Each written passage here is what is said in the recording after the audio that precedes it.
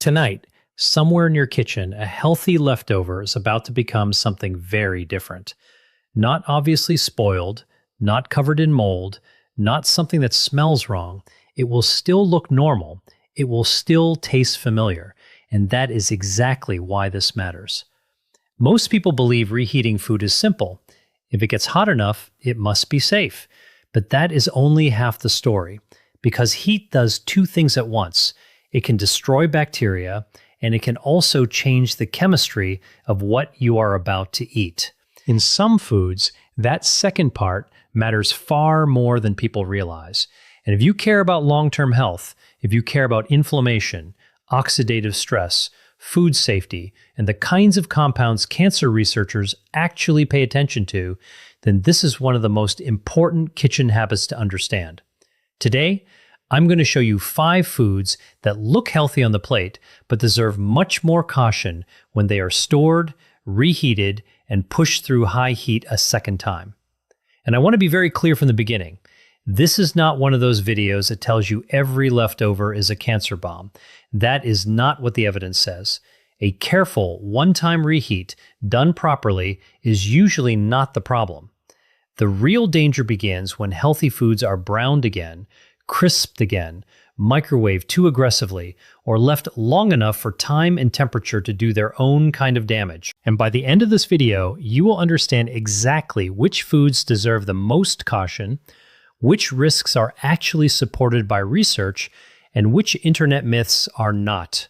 Because one of the biggest surprises in this entire subject is not what made the list, it is what did not. When cancer researchers look at food, they do not just ask, is this food healthy? They ask a more difficult question. What happens to this food after heat, oxygen, storage, and time begin changing it? That is where the story gets more interesting and more uncomfortable, because many of the foods people feel safest about are the very foods they reheat the hardest. Lean chicken, salmon, eggs, potatoes, rice bowls prepared for the week.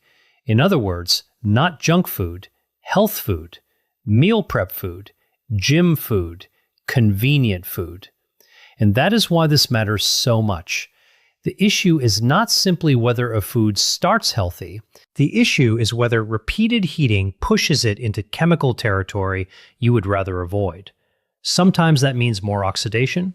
Sometimes that means more browning byproducts. Sometimes that means unstable fats breaking down. And sometimes, in one case on today's list, the biggest danger is not cancer chemistry at all. It is bacterial toxin. So let's build this from the ground up. There are 3 ideas you need to keep in mind as we go through these foods. The first is high heat browning. That beautiful crisp surface people love on meat and potatoes is not just flavor, it is chemistry. And some of that chemistry creates compounds researchers have been studying for decades. The second is oxidation. When fats or cholesterol-rich foods are heated, cooled, stored, and heated again, oxygen gets involved. And once oxygen gets involved, food can begin producing breakdown products that scientists associate with cell stress, inflammation, and tissue damage. The third is time-temperature abuse. Sometimes the food itself is not the problem. The problem is what happens while it sits. This is why 2 leftovers can look identical, but one is merely less fresh, while the other is a genuine health risk. Keep those 3 ideas in your mind: browning, oxidation, and time. Because every food on this list falls into one of those categories. Some fall into 2, and one of them falls into all the wrong conditions at once.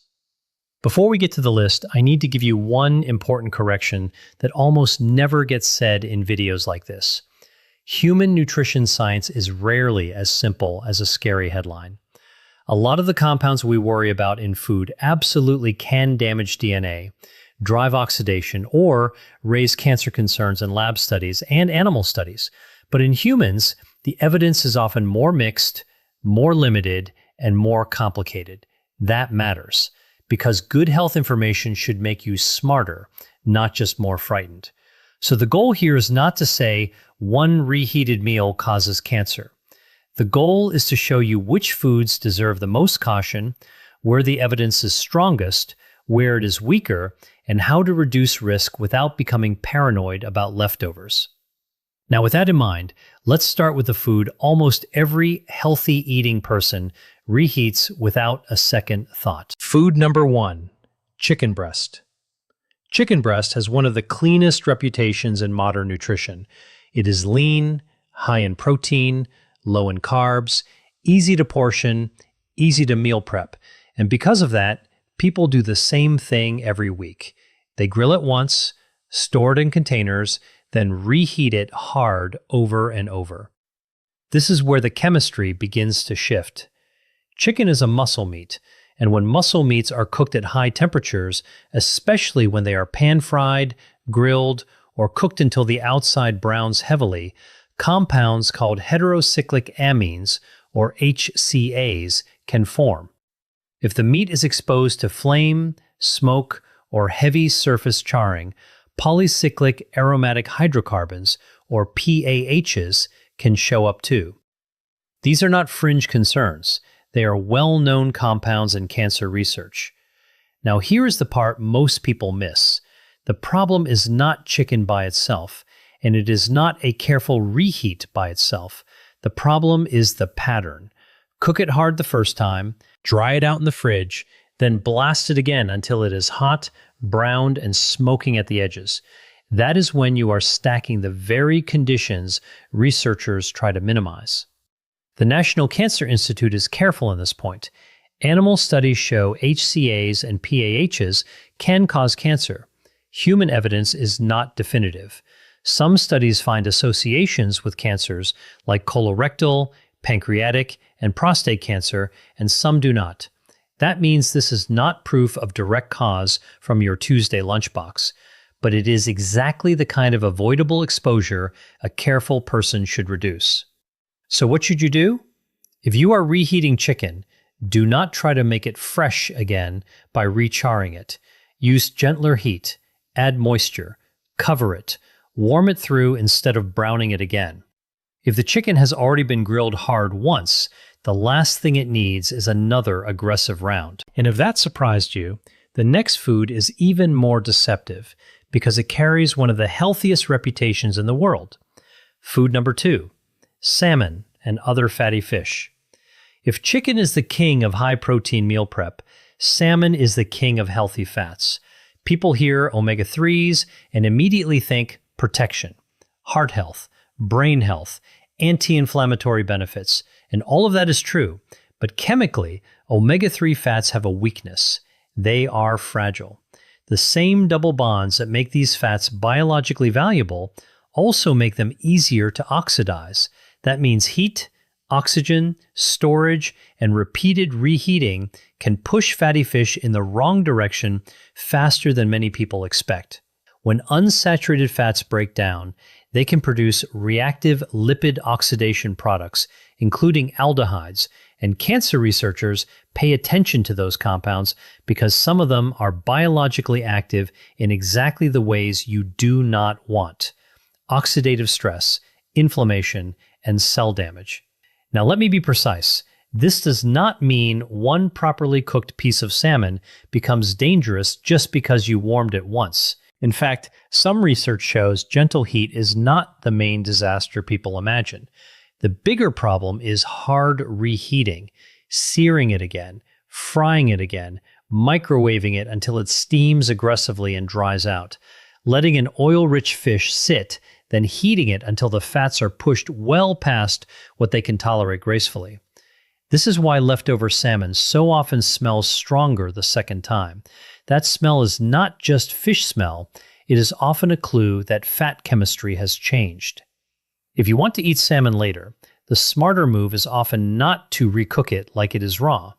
Eat it chilled over greens. Fold it into rice or a grain bowl after warming the base separately, or heat it gently and briefly. Healthy fats are still fats, and healthy fats can still oxidize. Now let's move to a food almost everyone considers harmless after cooking. Food number 3, eggs. Eggs are one of the most efficient foods in nutrition. Protein, choline, micronutrients, portable, cheap, filling, which is why so many people batch cook them. Egg muffins, scrambled eggs for several days, breakfast burrito filling, hard-boiled eggs stored for later. And this is where the story turns subtle. Egg yolks contain fat and cholesterol.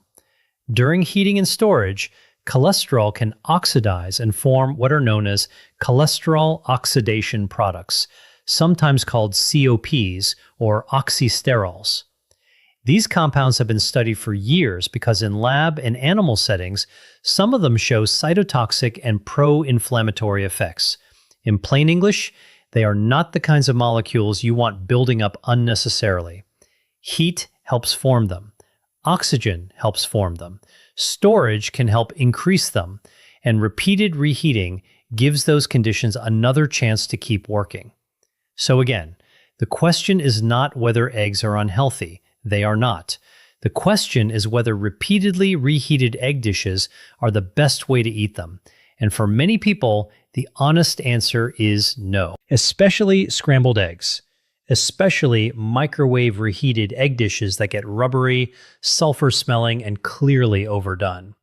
That texture change is not cosmetic. It is telling you the food has been pushed further than it needed to go.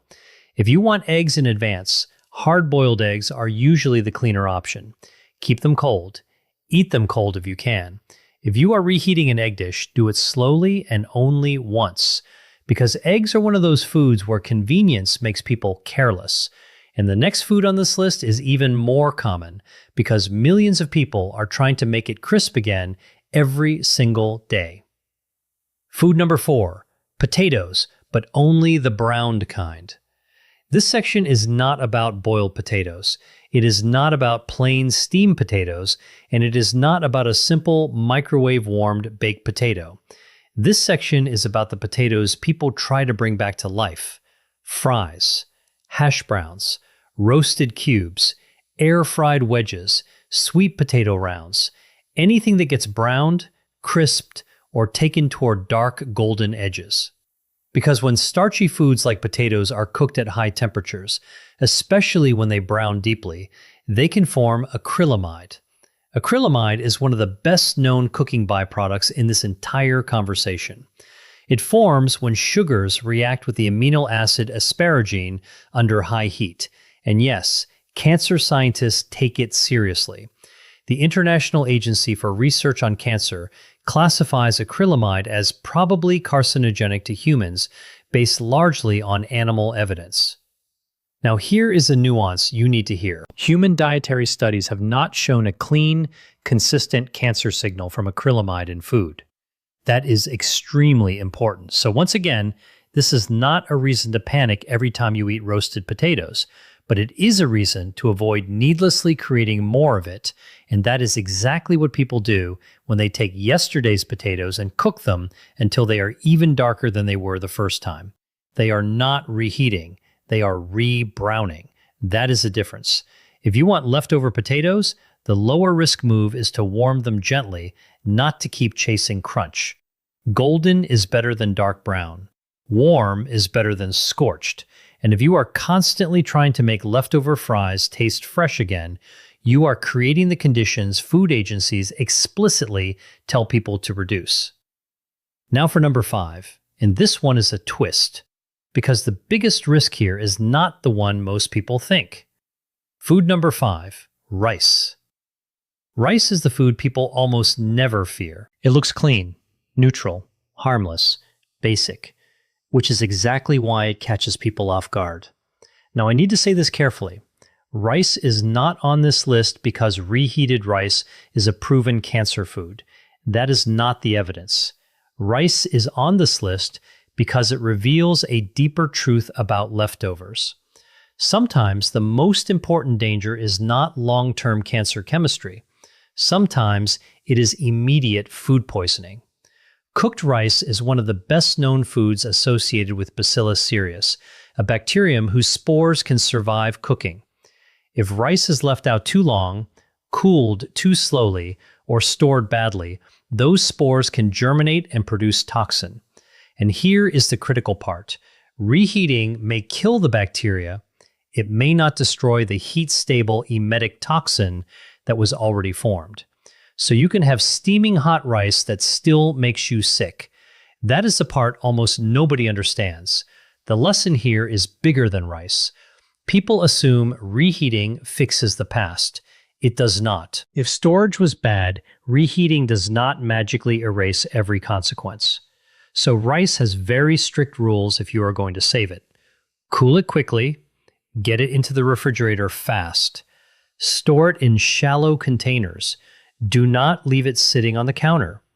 Reheat it once, thoroughly, and do not keep cycling it through warm, cool, warm, again and again. And notice what this final food does for the whole list. It forces you to think more intelligently, because not every reheating risk is cancer. Not every scary food myth is real, and not every healthy leftover deserves the same level of concern. That brings us to one of the biggest myths of all. You've probably heard that reheated spinach is dangerous. Social media loves that claim, but official food safety guidance is much more careful than the viral version. When cooked vegetables are refrigerated properly, the scary internet story about overnight spinach suddenly becoming toxic is not strongly supported the way people think. That does not mean you should abuse leftovers. It means evidence matters. And that is the real surprise in this topic. The foods most worth watching are usually not the ones social media screams about. They are the foods that get browned hard, oxidized repeatedly, or stored carelessly while everyone assumes they are safe because they started out healthy. That is the pattern. Not fear, pattern recognition. So what is the actual takeaway from all 5 foods? The danger is not leftovers. The danger is the combination of high heat, repeated heat, long storage, and false confidence. A single, gentle reheat is one thing. A week of repeatedly blasting the same meal prep foods is something else. And most people never notice the line between the two. They just keep heating until the food tastes alive again. But chemistry does not care about your meal prep schedule. If you want to lower the risk without becoming obsessive, the rules are surprisingly simple. Cool leftovers quickly. Refrigerate them within 2 hours. Store them in shallow containers so heat escapes faster. Use leftovers within a few days, not as permanent refrigerator decorations. Reheat to a safe internal temperature, but do it with the least aggressive method that gets the job done. For proteins, avoid turning reheating into a second round of grilling. For eggs, avoid repeatedly microwaving them until rubbery. For salmon, use gentle heat or eat it cold. For potatoes, stop trying to darken them into freshness. And for rice, respect storage time like it actually matters, because it does.